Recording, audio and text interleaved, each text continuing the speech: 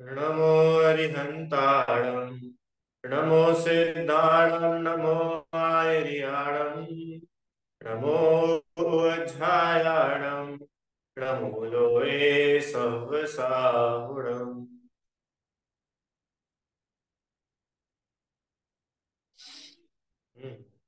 देव शास्त्र गुरु का स्वरूप हम लोग अभी समझ रहे हैं। इसमें हमने अभी तक देव का स्वरूप देखा था कि वीतरागी, सर्वज्ञ और हितोपदेशी वे जयेंद्र भगवान सच्चे देव कहलाते हैं। और ऐसे सच्चे देव द्वारा कहा हुआ सच्चे देव के वचन वे ही सच्चे शास्त्र कहलाते हैं। आपते के द्वारा कहे गए, किसी का उल्लंघन ना करे, किसी के द्वारा उल्लंघित ना हो, किसी के द्वारा बाधित ना हो, सभी जीवों का हित करने वाले हो, तत्वों का कथन करने वाले हो और मिथ्यात्व का नाश करने में समर्थ हो, ऐसे वचन ही शास्त्र कहलाने योग्य है। ठीक है। चलिए, कल हम लोगों ने ये प्रारंभ किया था कि वाचने सुनने योग्य शास्त्र कौन से होते हैं। वाचना मतलब पता है? वाचना मतलब होता है पढ़ना। पढ़ना, रीड करना, बोलना। आपने हिंदी में होता है ना, स्कूल वगैरह में वाचन, वाचन होता है ना। वाचन मतलब देख करके पढ़ना, बोलना, वो कहलाता वाचना। और सुनना तो सब समझते ही है। तो पढ़ने सुनने योग्य शास्त्र कौन से है रुचि आंटी? कौन से है? कि सबसे पहला उसका बिंदु है कि वो शास्त्र मोक्ष मार्ग का प्रकाश करने वाले होने चाहिए। मोक्ष मार्ग का प्रकाश करने वाले मतलब ध्रुव, कि सम्यक दर्शन, सम्यक ज्ञान और सम्यक चारित्र इसमें वृद्धि कराने वाले होने चाहिए। मतलब वो शास्त्र को पढ़ करके आप मोक्ष मार्ग में कुछ बढ़े तो आपका पढ़ना कहलाएगा कि इन्होंने सच्ची में पढ़ा है, सुना है। और अगर पढ़ सुन करके भी आप मोक्ष मार्ग में आगे नहीं बढ़े हैं, इसका मतलब आपने अभी अच्छे से नहीं सुना। ठीक है। देखो, एक तो ऐसा तो है नहीं कि कोई पहली दिन कोई सुनेगा और उसको सम्यक दर्शन हो जाएगा। किसी को ना भी हो तो क्या हुआ उसमें, पर कम से कम ये श्रद्धांत तो होगा ना कि संसार छोड़ने लायक है, मोक्ष प्राप्त करने योग्य है। रुचि आंटी, अगर किसी जीव को इतना सा भी भरोसा हो जाए कि भगवान सुखी है, संसार में सुख नहीं है, तो भी उसका शास्त्र पढ़ना सफल है ना। आइए, दूसरा क्या है?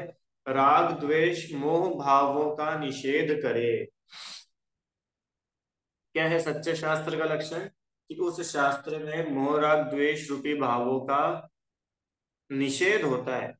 मतलब शास्त्रों में कहीं ये लिखा नहीं मिलेगा कि मोह करना तो अच्छी बात है, राग द्वेष तो होनी चाहिए, अब क्या करें, घर गृहस्थी में है तो राग द्वेष तो होनी चाहिए। कि नहीं नहीं, घर गृहस्थी में भी है तो राग द्वेष भी है, फिर भी राग द्वेष होना तो नहीं चाहिए। समझ में आया ना? क्यों? ऐसा क्यों? क्योंकि वीतरागी भगवान ने शास्त्र कहा है। तो जो स्वयं वीतरागी है, वे राग द्वेष का उपदेश कैसे दे सकते हैं? है ना। चलिए, तीसरा, साक्षात अथवा परंपरा से वीतराग भाव का पोषण करे। ये गजब बिंदु है, समझना थोड़ा। या तो साक्षात की उसमें साफ साफ लिखा ही हो बिल्कुल सामने कि वीतरागता का पोषण होना चाहिए। हमने पढ़ा था ना, वीतरागता की पोषक जिनवाणी कहलाती। अब आप बोलोगे कि सर, हमने तो जिनवाणी पढ़ी और उस जिनवाणी में क्या लिखा था रुचि आंटी? कि रामचंद्र जी ने सीता के लिए रावण से युद्ध करा। बराबर, ये जिनवाणी का वचन है, इसमें कोई झूठ तो नहीं है। रामचंद्र जी ने सीता से सीता के लिए रावण से युद्ध करा। अब इस वाक्य में वीतरागता का पोषण हुआ कि राग द्वेष का पोषण हुआ? राग द्वेष का पोषण हुआ कि सीता जी से राग करा, रावण से द्वेष करा। लिखा तो ऐसा ही है। तो वो बोल रहे कि भले साक्षात पोषण ना हो, पर परंपरा से, परंपरा से मतलब कि आप उसके आगे का, उसके पीछे का उसका कंप्लीट सिनेरियो जब देखेंगे तो आपको वीतरागता का पोषण ही मिलेगा। क्यों? बहुत से लोग ऐसा कुतर्क करते हैं। कैसा कुतर्क करते हैं? कि शादी करना चाहिए। रुचि आंटी, क्यों करना चाहिए शादी? क्योंकि हमारे तीर्थंकरों ने भी की है। रीता आंटी, तीर्थंकरों ने शादी करी है कि नहीं करी है? आदिनाथ भगवान ने कितने विवाह करे थे? आदिनाथ पहले तीर्थंकर दो, है ना, नंदा सुनंदा, बराबर। और शांतिनाथ भगवान ने, शांतिनाथ भगवान ने कितनी शादियां करी? कितनी पत्नियां थी? याद है शांतिनाथ? नहीं याद है? बताओ। 96,000 चक्रवर्ती थे ना, चक्रवर्ती। शांतिनाथ कुंतुनाथ रहना चक्रवर्ती थे। तो 96,000, बराबर। तो बहुत से लोग ऐसा कुतर्क करते हैं। क्या कुतर्क करते हैं? कि देखो जिनवाणी में लिखा है। जिनवाणी में झूठ लिखेंगे क्या? जिनवाणी में लिखा है तीर्थंकरों ने भी शादी करी। तो जिनवाणी को पढ़ करके अपने राग का पोषण नहीं करना, दिलीप जी।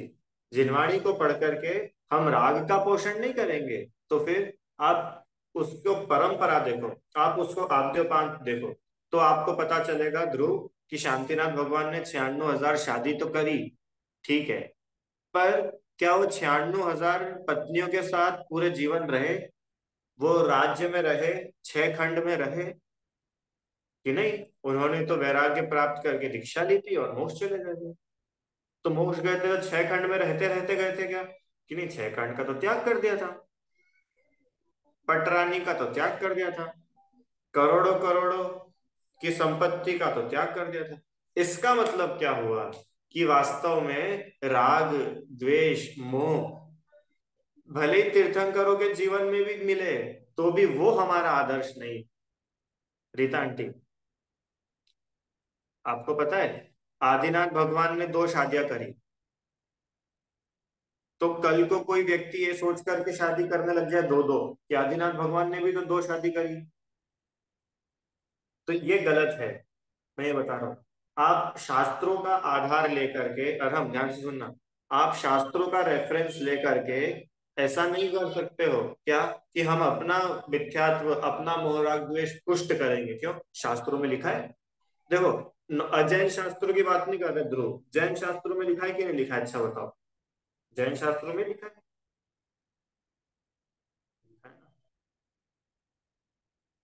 वर्तमान योग में तो आपको कितना सारा लिखा मिल जाएगा। हाँ, पर वर्तमान योग में जो कुछ भी लिखा मिलेगा, तो पुराण पुरुष के वो औदैहिक भाव, शादी करने का भाव, राज्य करने का भाव, 6 खंड को जीतने का भाव, अपनी पत्नी के लिए किसी और से युद्ध करने का भाव, अपने भाई के राग में 6 महीने उसे कंधे पर घुमाने का भाव, ये हमारे आदर्श नहीं है। हाँ, उन्होंने जो दीक्षा ली थी, उन्होंने जो राज्य को छोड़ा था, उनकी वीतरागता हमारी आदर्श है। अभी आई थी ना पंक्ति, वीतरागता श्री जिनवर का ही आदर्श हमारा है। रितांटी, जिनेन्द्र भगवान की वीतरागता हमारा आदर्श है। जिनेन्द्र भगवान के गृहस्थ जीवन में जो राग द्वेष हुए, वो हमारे आदर्श नहीं है। समझ में आया अरम? जिनेन्द्र भगवान, तीर्थंकर, या सामान्य मुनि राज भी हो कोई, चौथे काल की जितनी घटनाएं अपन शास्त्रों में पढ़ते हैं, तो इनका गृहस्थ जीवन में भी हमारा आदर्श क्या है? हमारा फॉलो करने लायक बात क्या है? कि एक ही बात है। क्या बात है? वीतराग। पता है? देखो आगे लिखा है, श्रृंगार, हिंसा, युद्ध का पोषण ना करे। आप लोगों ने पद्म पुराण पढ़ा ना? अब पद्म पुराण तो क्या है कि आप लोगों ने पूरा शुरू से आखिर तक नहीं पढ़ा। वो तो अपन लोग ने क्लास में जितना पढ़ा, घटनाएं पढ़ी, उतनी पढ़ा था। रुचा आंटी, आप जब पद्म पुराण पढ़ोगे ना, ओरिजिनल पद्म पुराण खोल करके, तो उसमें आप देखना, जो सीता है, सीता के बारे में उन्होंने लिखना शुरू करा, सीता कैसी थी। तो एक लाइन में लिखा होगा बस, सीता सुंदर थी। क्यों? बस खत्म। और हम सीता जी के बारे में अगर पद्म पुराण में ढूंढोगे, तो सिर्फ एक लाइन में लिखा मिलेगा क्या? सीता जी रामचंद्र जी की पत्नी थी, वो सुंदर थी, बस खत्म। ऐसा नहीं, नहीं, दो दो तीन तीन पेज उनके बारे में लिखा है। और कैसा लिखा है पता है आपको? उनके बाल उसके जैसे थे, उनके हाथ इसके जैसे थे, वो इतनी सुंदर थी कि चंद्रमा भी शर्मा जाता था। और न जाने क्या थे, सारी बातें लिखी मिलेगी काय में, पद्म पुराण में, जैन ग्रंथ में सारी बातें लिखी मिलेगी आप, रुचि आंटी। अब महाभारत देखो, आदि पुराण देखना, आदि पुराण, आदि पुराण में आदिनाथ भगवान की माता जी मरुदेवी, मरुदेवी के बारे में वर्णन लिखा। मरुदेवी कितनी सुंदर थी। हाँ, अयोध्या नगरी कितनी विशाल थी, कितनी सुंदर थी, कितनी बढ़िया रचना थी, सब कुछ लिखा है। तो अब आप बताओ, वो जो सब वर्णन लिखा है उसको हम जिनवाणी का अंश मानेंगे कि नहीं मानेंगे? जिनवाणी का अंश तो है, आचार्यों ने लिखा है। पर हमारे ग्रहण करने योग्य क्या है? देखो, जिनवाणी में तो लिखा है, अब उस जिनवाणी में से भी आपके ग्रहण करने योग्य क्या है? कि आप श्रृंगार का पोषण ना करें। रीता आंटी, हाँ, अभी तक तो हम कोई मेकअप नहीं करते थे, और जैसे ही हमने आदि पुराण पढ़ा और पता चला कि नंदा सुनंदा ब्राह्मी सुंदरी मरुदेवी, ये लोग तो बिल्कुल रानियां थी, तो क्यों रानी बिना मेकअप के रहती होंगी? जो थोड़ा इमेजिन करो आप, बिल्कुल प्रैक्टिकल रिदम, जो रानी होती होंगी, रानी, रानी कैसे रहती थी? अब रानी तो रानी के जैसे रहेंगी, क्यों? बढ़िया नेकलेस रहेगा, इयररिंग्स रहेंगी, कंगन रहेंगे, करधनी रहेगी, जो सबसे बेस्ट हो सकता है सब कुछ रहेगा। तो अब रानी को ऐसा देख करके हम अभी तक तो कुछ नहीं करते थे, और हम अब से ये सब अपने शरीर को सजाना शुरू कर दे, तो बोल रहे हैं कि शास्त्र को पढ़ करके आप श्रृंगार का पोषण नहीं करना। देखो, नौ अजैन शास्त्रों की तो बात ही नहीं है कि भागवत गीता में क्या है, कुरान में क्या है, रामायण महाभारत में क्या है, शिव पुराण में क्या है, गरुड़ पुराण में क्या है, उसकी बात नहीं चल रही है। वहां पर तो मिथ्यात्व का ही पोषण है सीधा सीधा। पर जैन शास्त्रों से भी हम श्रृंगार का पोषण ना करें। दिव्यांश समझ में आया? जैन शास्त्रों को पढ़ करके भी हम हिंसा का, युद्ध का पोषण ना करें, कि देखो रामचंद्र जी ने भी तो युद्ध करा, मैं भी युद्ध करूंगा। हम्म, वो भी तो अपनी पत्नी के लिए लड़े थे, मैं भी लड़ूंगा। कि देखो, एक न्याय नीति के लिए लड़ना वो अलग बात है, पर वो हमारा आदर्श नहीं है। आप ये मान के चलना, सुनो, अगर रामचंद्र जी ने भी युद्ध करा ना, तो कोई उनकी कर्मों की निर्जरा नहीं हो गई युद्ध करने से। समझ में आई मेरी बात? रामचंद्र जी के मन में भी जो सीता जी के लिए राग था, अरहम, वो राग संसार का ही कारण है, मोक्ष का कारण नहीं था। नहीं तो हर कोई अपनी पत्नी के साथ में राग करने लगे और मोक्ष चल जाएगा। क्यों? क्योंकि हमारे भगवान भी ऐसे थे। तो सुनो, हम गृहस्थ रामचंद्र जी को तो भगवान मानते ही नहीं है। क्यों स्वीकार नहीं कर रहे? रामचंद्र जी को गृहस्थ अवस्था में भगवान क्यों नहीं स्वीकार करा जैनियों ने? क्योंकि गृहस्थ अवस्था में वीतरागता ही नहीं होती है, और बिना वीतरागता के भगवान बना कैसे हो जाए? हम्म, ये तो कल को तुम भी शादी करने जाओ, और क्या बोलोगे? नहीं, एक शादी नहीं, हम तो स्वयंवर करेंगे। कितना स्वयंवर करेंगे?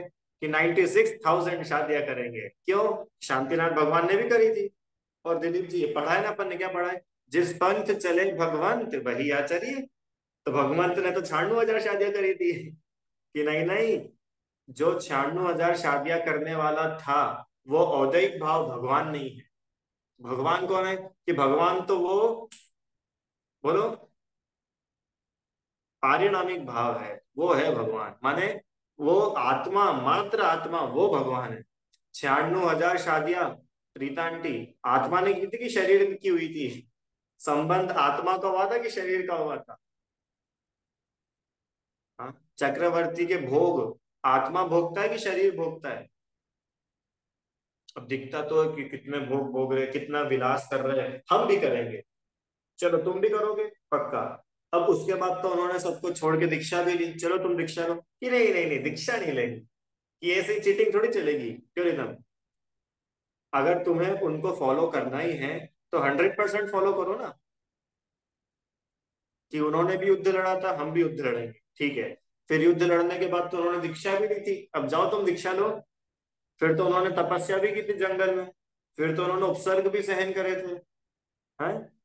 और फिर तो वो मोक्ष भी गए थे। वहां तक करो ना उनकी कॉपी, वहां तक नहीं करते, इसका मतलब हम शास्त्रों को पढ़ करके अपनी कषायों का ही पोषण कर लेते हैं, वीतरागता का पोषण नहीं कर पाते। समझ में आया राम। ये शास्त्रों को पढ़ने की टेक्निक बता रहा हूं मैं आपको, जिनवाणी का स्वाध्याय कैसे करे। जिनवाणी पढ़ करके कभी भी मिथ्यात्व का, अपने राग द्वेष का पोषण नहीं करना। कि देखो जिनवाणी में तो लिखा है, जिनवाणी में तो लिखा है, कि जिनवाणी में तो लिखा है करके अपनी कषाय का पोषण नहीं करना। जिनवाणी पढ़ करके भी वीतराग भाव का ही पोषण करना चाहिए। रीता आंटी,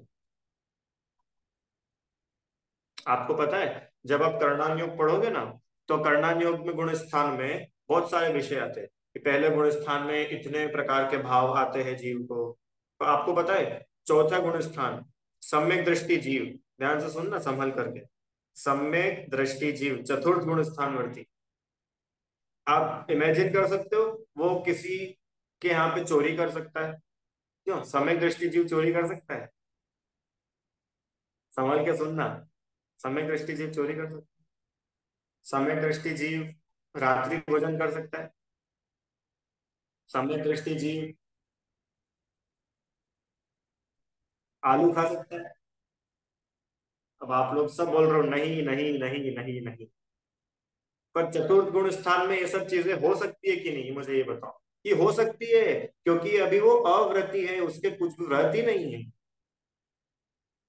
तब आप जिन, अच्छा ऐसा लिखा है, वो ये बहुत बढ़िया बताया सर आपने। अब तो हम आलू खाना शुरू कर देंगे, क्यों? क्योंकि आपने बताया सम्यक दृष्टि तो खा सकता है। कि खा सकता है वाली बात नहीं है, तुमने अपनी कषाय पुष्ट करी। तुमने सम्यक दर्शन तो लिया नहीं सम्यक दृष्टि से, और उसका पाप भाव ले लिया।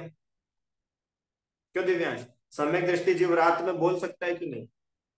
रात में चल सकता है कि नहीं? और बोलूं, क्यों सम्यक दृष्टि जीव हॉर्स राइडिंग कर सकता है कि नहीं? सर्वज्ञ, सम्यक दृष्टि जीव घुड़सवारी कर सकता है कि नहीं? क्यों घोड़े को कष्ट नहीं होगा? घोड़े के ऊपर बैठेंगे तो घोड़े को कष्ट नहीं होगा।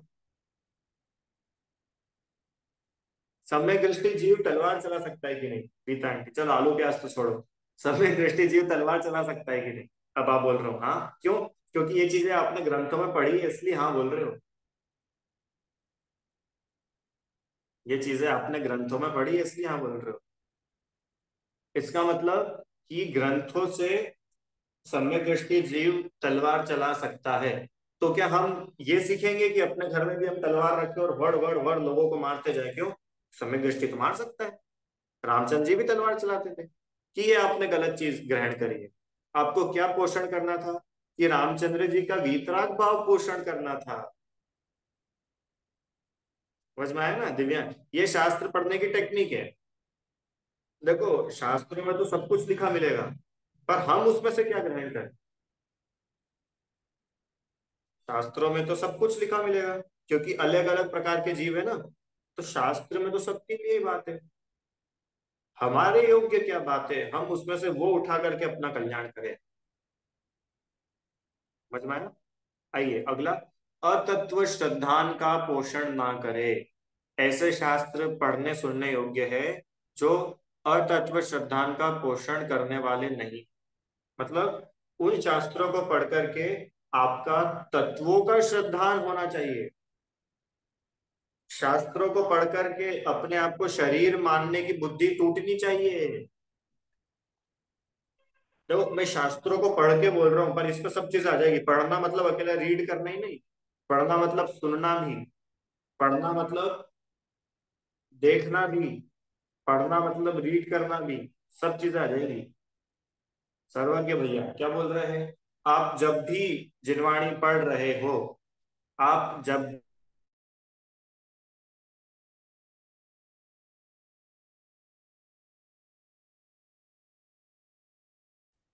हमारा तत्वार्थ श्रद्धान बढ़ना चाहिए। बढ़ना चाहिए का क्या मतलब हुआ? मतलब हम अपने आप को शरीर मान करके एक भी काम न करें। अब यह चेंज कर दिया मिनट पे। नवदा, अपने आप को शरीर मान करके एक भी काम ना करे, इसका मतलब अपने को शरीर मान करके उपवास ना करे। क्या बोला मैंने दिव्यांश? कि शास्त्रों में तो लिखा है, क्या लिखा है? क्यों शास्त्रों में लिखा है कि नहीं प्रोषितोपवास अपन लोग पढ़ चुके हैं। क्या? सप्तमी के दिन एकासना, अष्टमी के दिन उपवास, और नवमी के दिन फिर से एकासना। है ना रुचि आंटी, बराबर?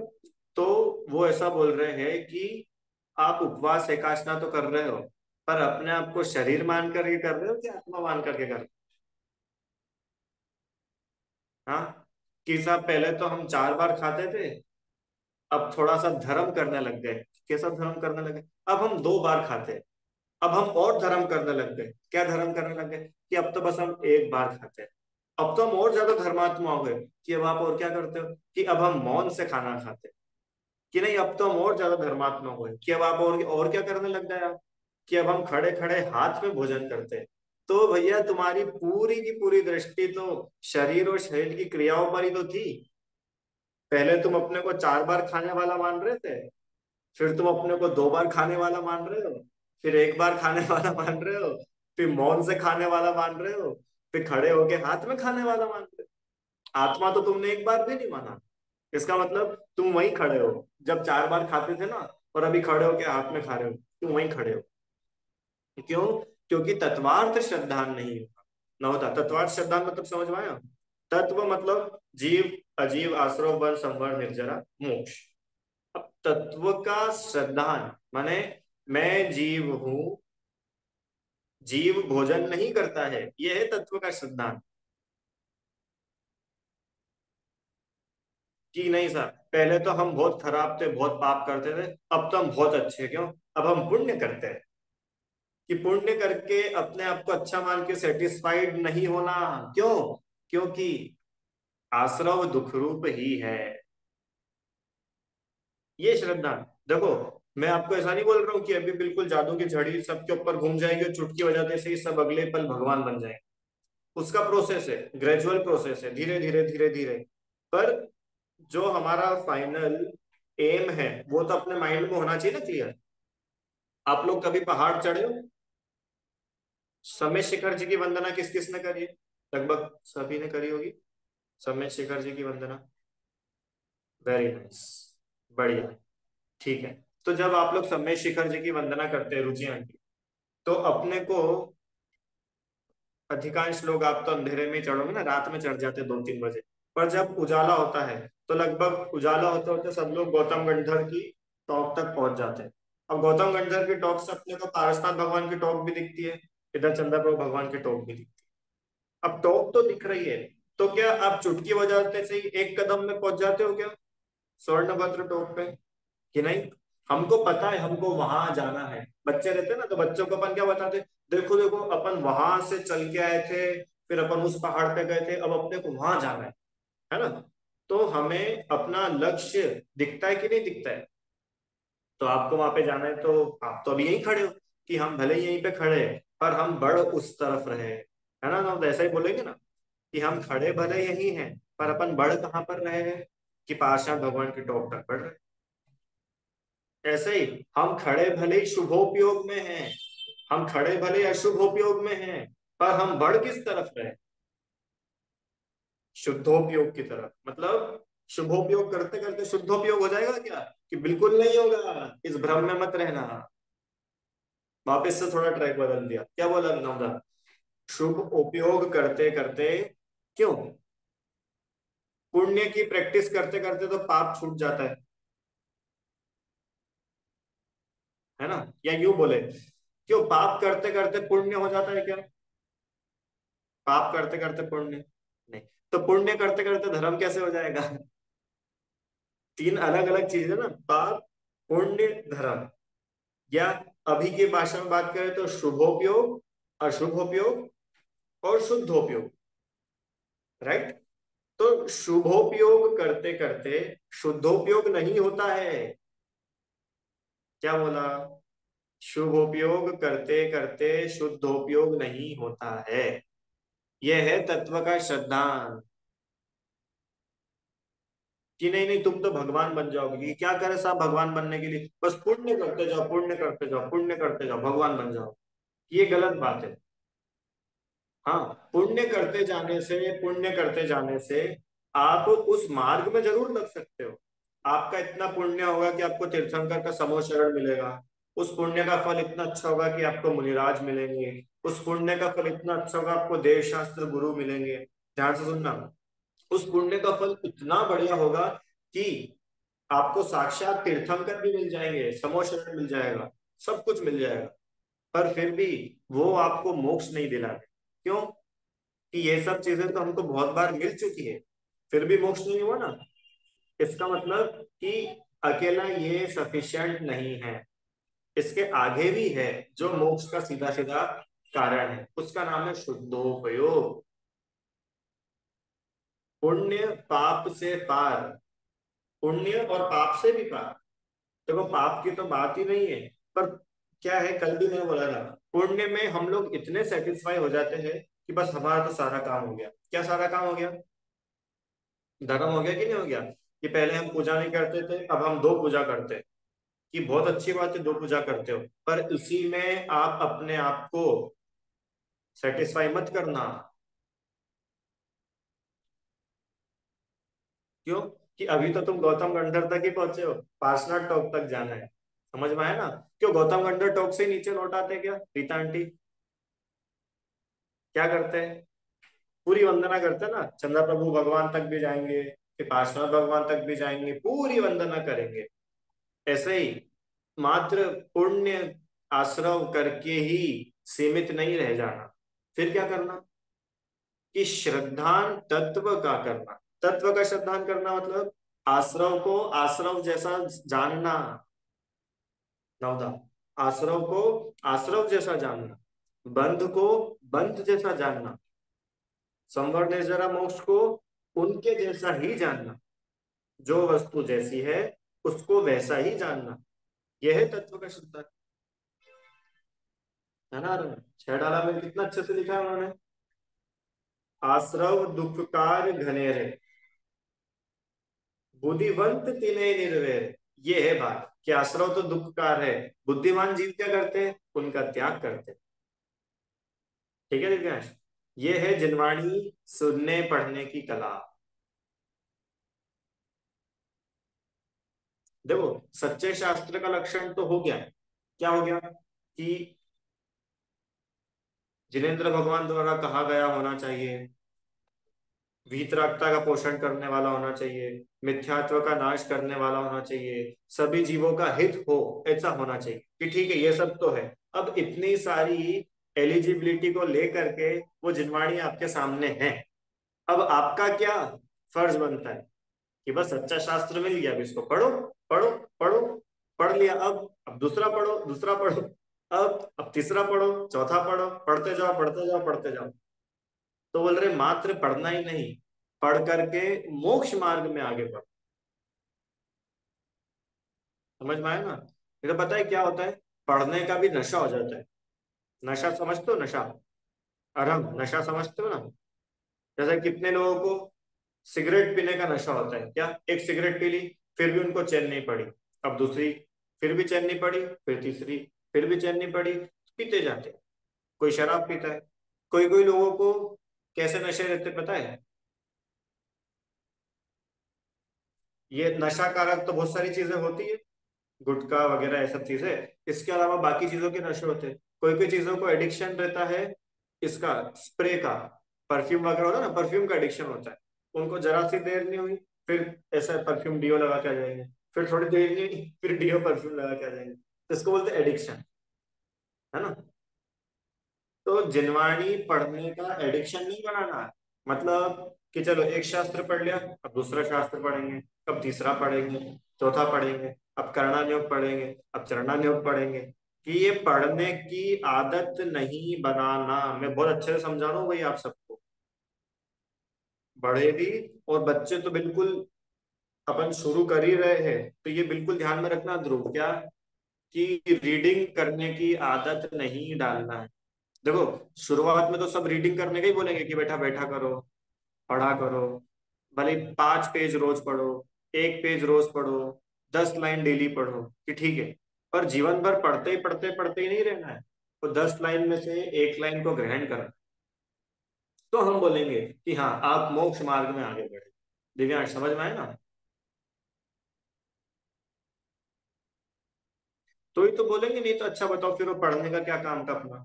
ऐसे पता है, बहुत सारे लोग होते हैं वो पीएचडी करते हैं, रिसर्च करते हैं, है ना, किसी भी चीज के ऊपर। अपने अपन ने कल बात करी थी ना, कि वो सिर्फ पढ़ने के लिए पढ़ते हैं, उनको डिग्री चाहिए रहती है। कितने लोग ऐसे हैं जिन्होंने प्रवचन सार जी के ऊपर पीएचडी कर ली, और वो सम्यक दर्शन भी नहीं कर पाए। क्यों? क्योंकि उन्होंने खाली इंफॉर्मेशन के लिए पढ़ा था।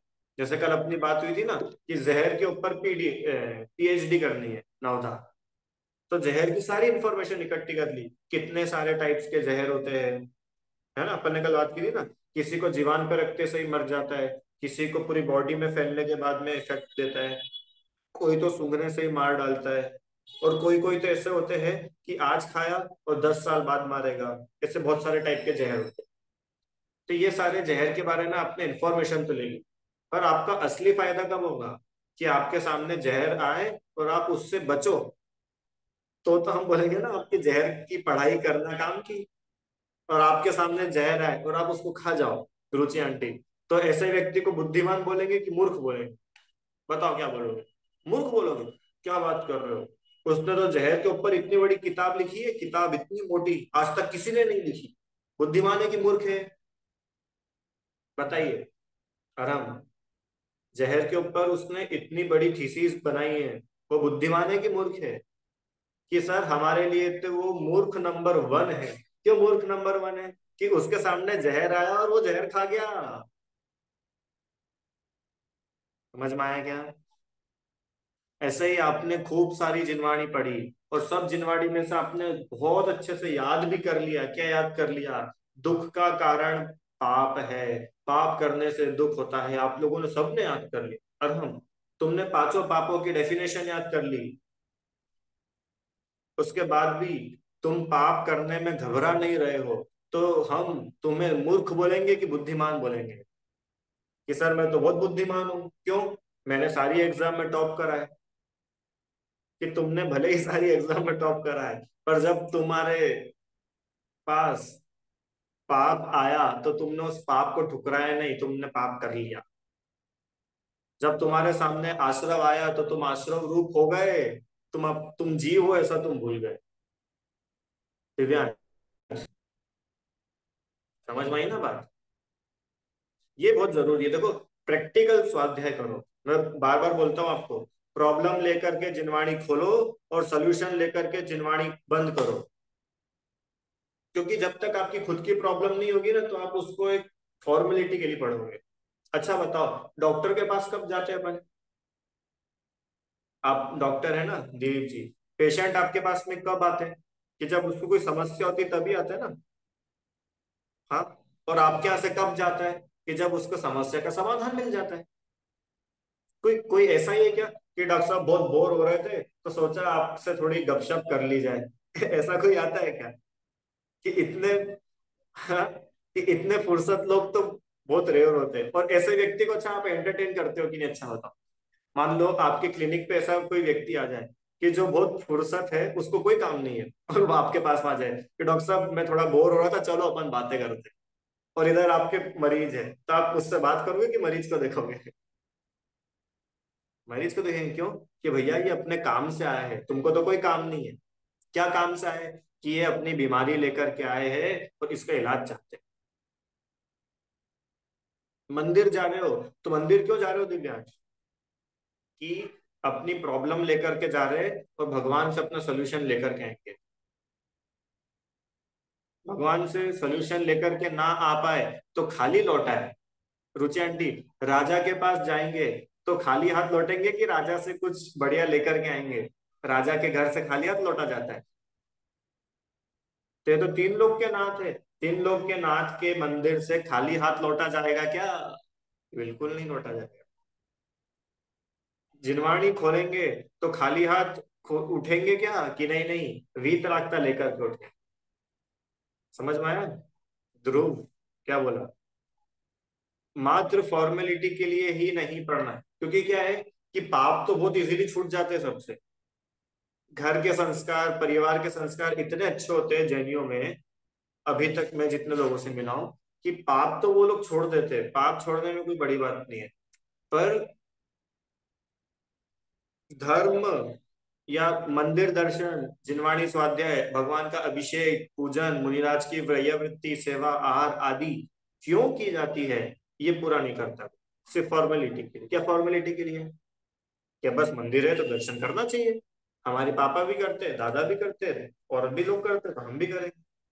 कि मात्र इतना ही नहीं, अगर आप दर्शन कर रहे हो तो दर्शन करने से अपना हित करो।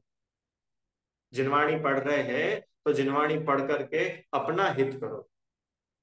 देखो, प्रॉब्लम्स तो सबके पास में है। ऐसा तो कोई भी नहीं कि अगर प्रॉब्लम ही ना हो तो हमारा भगवान नहीं बन जाएगा। क्योंकि बिना भगवान के तो बस, बिना प्रॉब्लम के तो बस भगवान ही है। दिव्यांश, तो प्रॉब्लम तो सबकी है। रुचि आंटी, क्या क्या प्रॉब्लम हो सकती है? हमको गुस्सा बहुत आता है, क्या करें? बहुत सारे लोगों के प्रश्न होते हैं ऐसे, बड़े लोगों के तो खास करके, कि हम बहुत साल से स्वाध्याय कर रहे हैं फिर भी हम गुस्सा नहीं रोक पाते। हम बहुत समय से पूजा कर रहे हैं, हम बहुत समय से धर्म कर रहे हैं, फिर भी हम कषाय को कंट्रोल नहीं कर पाते। तो अभी तक आपने जो धर्म करा वो फॉर्मेलिटी का करा है, देखा देखी करा है, उन लोगों के लिए करा है कि वो लोग कुछ सोचे कि हाँ चलो ये थोड़े धर्मात्मा है। पर कभी हम अपनी प्रॉब्लम लेकर के बैठे ही नहीं। नवरा, अपनी प्रॉब्लम लेकर के बैठो क्या, कि सर मेरी तो ये प्रॉब्लम है कि जब भी मैं क्लास में फर्स्ट आती हूँ ना तो मुझे मान कषाय होती है। अच्छा ये प्रॉब्लम है, चलो अब इसका सॉल्यूशन जिनवाड़ी में ढूंढो। तो अपने को मजा आएगा। समझ में आए ना? तो एक एग्जांपल दिया, सबकी अपनी अपनी प्रॉब्लम हो सकती है। कि सर जब ध्रुव, कि जब भी सर मेरा भाई मुझे चिढ़ाता है तो मुझे बहुत गुस्सा आता है और मैं तो मार देता हूँ उसको। तो ये प्रॉब्लम तो है तुम्हारा भाई के लिए भी और तुम्हारे लिए भी। तब इस प्रॉब्लम का सोल्यूशन क्या है? सोल्यूशन ढूंढो जिनवाणी से, कि कषाय करना आत्मा के लिए बुरा ही है। तो तुमको वहां सोल्यूशन मिलेगा। फिर तुम वापस से पढ़ोगे, वापस से देखोगे, फिर पढ़ोगे, फिर करोगे, फिर पढ़ोगे, फिर करोगे, तो तुम जीतोगे। ठीक है? ये है जिनवाणी पढ़ने की कला। देखो, छह ढाला में भी दौलत राम जी ने क्या लिखा था? सम्यक ज्ञान कला है। याद आया ना? अ, सब तीसरी ढाल में लिखा ना, तीसरी, चौथी, तीसरी ढाल में लिखा है, तीसरी ढाल के पहले दूसरे छंद में है ना, सम्यक ज्ञान कला है। और उसके बाद आप रूप में लीन रहे थे सम्यक चाहे सोई। तो आप रूप को जान पनो सो सम्यक ज्ञान कला है, बराबर। तो सम्यक ज्ञान कला है, कला मतलब पता है ना? कला मतलब आर्ट। आर्ट मतलब ये हर किसी के पास नहीं होता है आर्ट। आर्ट हर किसी के पास नहीं होता है, और जिसके पास में होता है वो बहुत मजे में रहता है। तो ऐसा होता है ना, सुखी होने की कला। सुखी होने की कला मतलब कि अब आपके जीवन में कितनी प्रॉब्लम आ जाए आप सुखी ही रहोगे। ऐसे ही कितनी समस्या आ जाए, सम्यक ज्ञान के बल पे आप हमेशा सुखी रहे। यह है स्वाध्याय का फल। ठीक है? तो इस प्रकार से अपन ने देखा, सही गलत अपन आप लोग सब समझ ही जाएंगे। इसको स्किप करके गुरु का लक्षण कल से प्रारंभ करें।